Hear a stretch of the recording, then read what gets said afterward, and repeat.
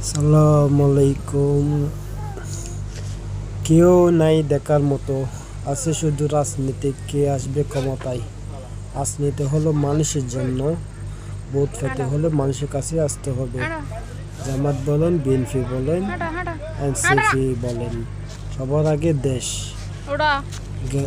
দেশের উন্নয়ন করতে গেলে আগে যেতে হবে যে গ্রামে গঞ্জে, মানুষের কাছে যেতে হবে। দেখেন,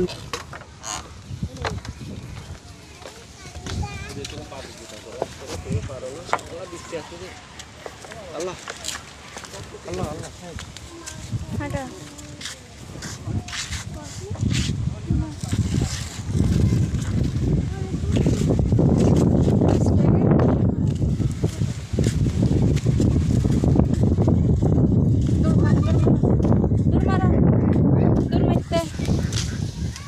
দূর মেতে যা